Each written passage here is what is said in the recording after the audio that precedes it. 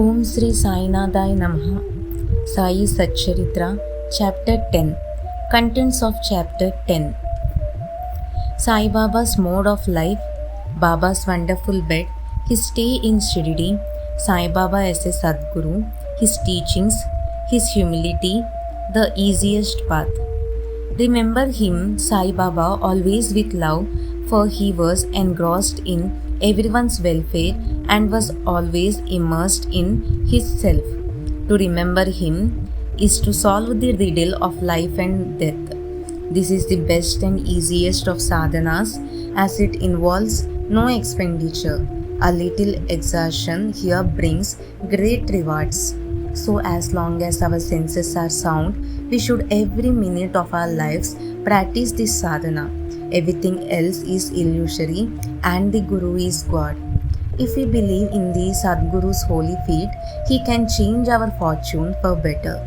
If we serve him well, we get rid of our samsara. We need not study any philosophy like Nyaya and the Mimamsa. If we make him our helpsman, he can easily help us cross the sea of all our pain and sorrows.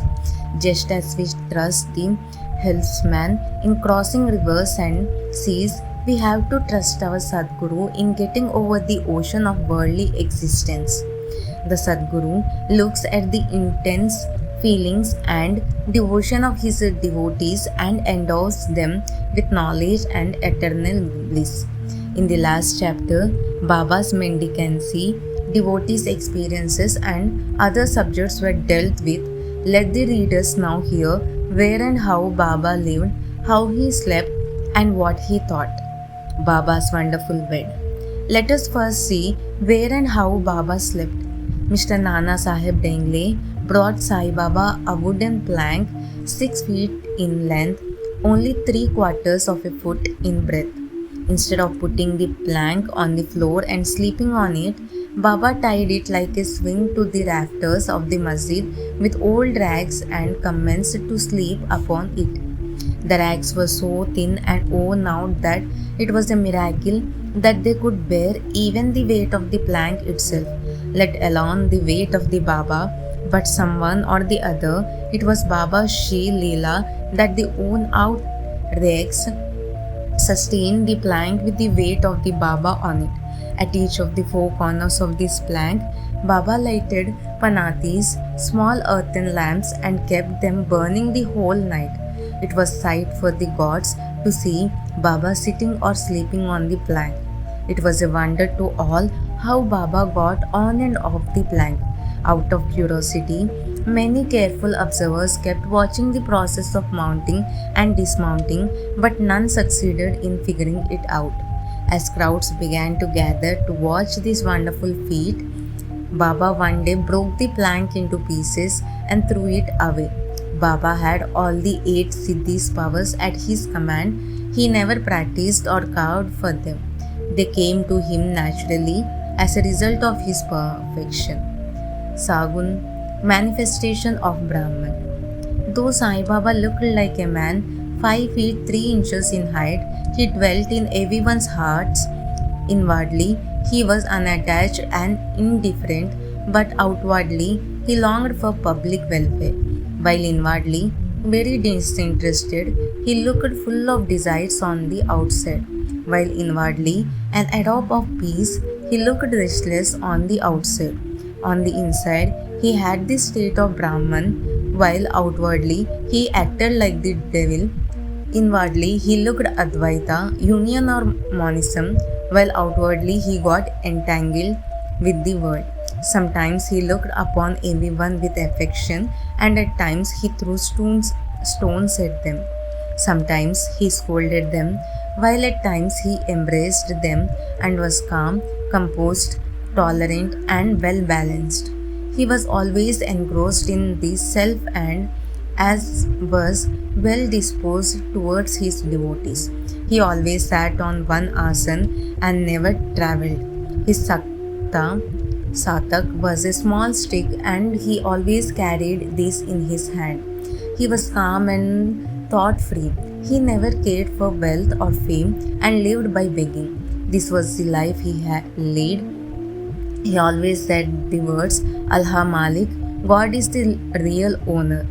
Entire and unbroken was his love for his devotees.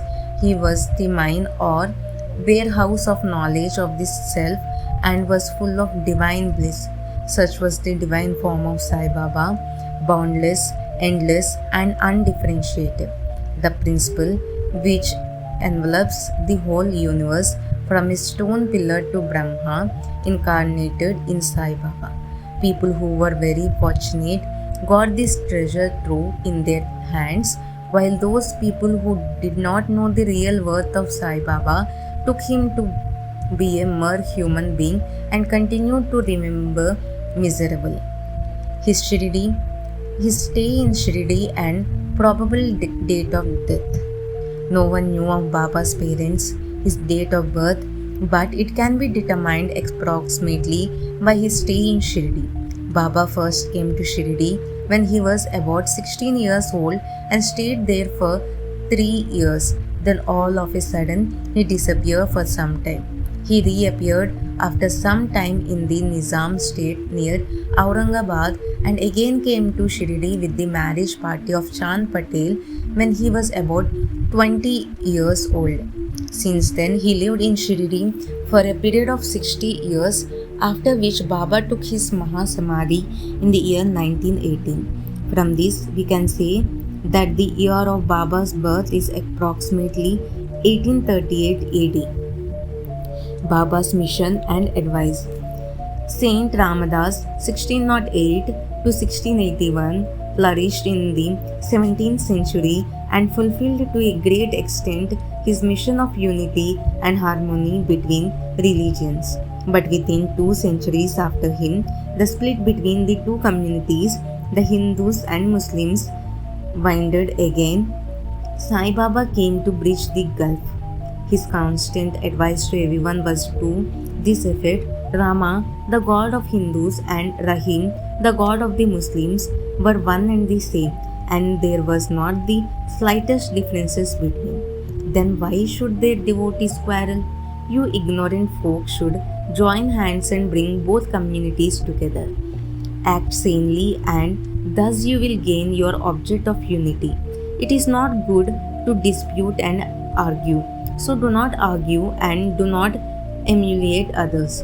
The Lord will protect you. Yoga, sacrifice, penance, and knowledge are the means to attain God.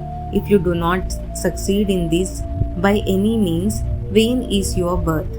If anyone does not evil unto you, do not relatable. If you can do anything, do some good unto others. This, in short, was Sai Baba's advice to everyone, and this will stand you in good stead both in material and spiritual matters. Sai Baba as a Sadguru. There are different types of gurus on earth. There are many so-called gurus who go about from house to house with musical instruments in their hands and make a show of their spirituality. They blow mantras into the ears of their disciples and extract money from them. They profess to teach pity and religion to their disciples but are themselves impious and irreligious. Sai Baba never thought of making the least show of his worth pity. He had nobody consciousness, but he had great love for his disciplines. There are two kinds of gurus: Niyat, appointed, and Aniyat, unappointed. The latter, by their advice, developed the good qualities in us, purify our hearts, and set us on the path of salvation. But contact with the former dispels the sense of difference between us and the divine. There are various gurus imparting to us various kinds of worldly knowledge, but he who fixes us in our nature self and carries us beyond the ocean of worldly existence is the Sadguru. Sai Baba was such a guru. His greatness is indescribable. If anyone went to receive his darshan, Baba, without being asked, would give every detail of the seeker's past, present, and future life. He was the divinity in all beings, friends and foes, were alike to him. Disinterested and equally balanced, he obliged evildoers. He was the same in the prosperity and adversity. Doubts never affected him, though he possessed a human body. He was not in the least attached to his body or house. Though he looked embodied, he was really disembodied.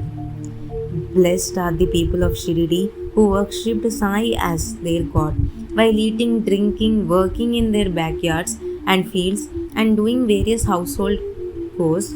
They always remembered Sai and sang his glory. They knew no other god except Sai. How can one describe the love and sweetness of the women of Shirdi? They were quite ignorant, but their pure love inspired them to compose poems or songs in their simple rural language. Let us all learning. They had none, yet no one still discern real poetry in their simple songs. It is not intelligence but love that inspires real poetry. Real poetry is the manifestation of true love, and this can be seen and appreciated by intelligent listeners. A collection of these folk songs is desirable, and Baba willing, some fortunate devotee may undertake the task of collecting and publishing these folk songs either in the Sai Leela magazine or separately as a book. Baba's humility. The Lord is said to have 6 qualities: fame, wealth, non-attachment, knowledge, grandeur, and generosity. Baba had all these in him. He incarnated the flesh for the sake of his devotees. Wonderful was his grace and kindness. He drew his devotees to him from afar. For the sake of his devotees, Baba spoke such words that for the goodness of speech one dare not utter. Here is a specimen. Baba spoke the following humble words: Slave of slaves, I am your debtor. I am satisfied at your darshan. It is a great favor that I saw your feet. I am an insect in your excreta. I considered myself blessed thereby. What humility is this? If anybody thinks that by publishing this any disrespect is shown to Sai, we beg his pardon, and to atone for this, we sing and chant Baba's name. Though Baba seemed outwardly to enjoy sense objects, he had no taste for them or even the consciousness of enjoying them. Though he ate, he had no sense of taste and thought he saw. He never felt any interest in what he saw. Regarding passion, he was as perfect as celibate as Hanuman. He was not attached to anyone. He was pure consciousness, the resting place of desire, anger, and other feelings. In short, he was disinterested, free, and perfect. A striking instance may be cited in illusion of this statement. Nanavali. There was in Shirdi a very quaint and queer fellow named Nanavali. He used to look after Baba's course. He once approached Baba, who was seated, and asked him to get up as he wanted to occupy the seat. Baba at once got up and left the seat which Nanavali occupied. After sitting there a while, Nanavali got up and asked Baba to take his seat.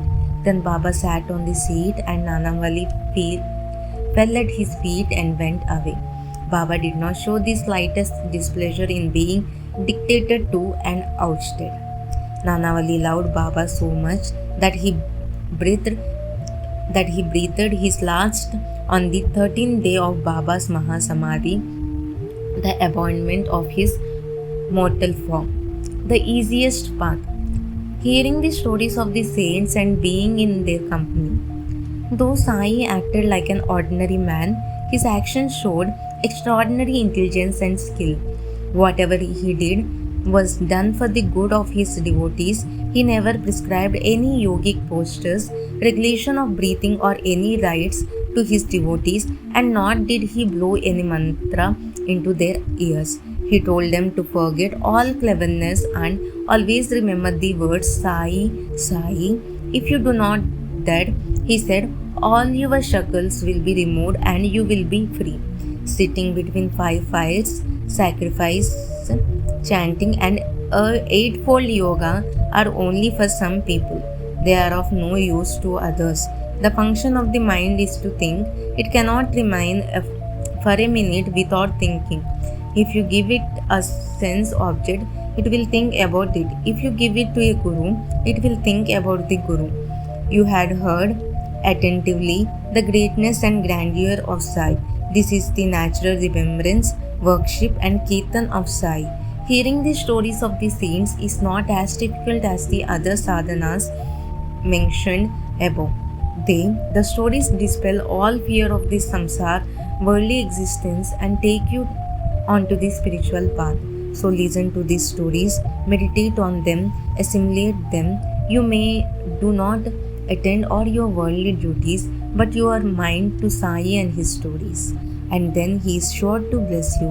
This is the easiest path, but why doesn't everyone take it?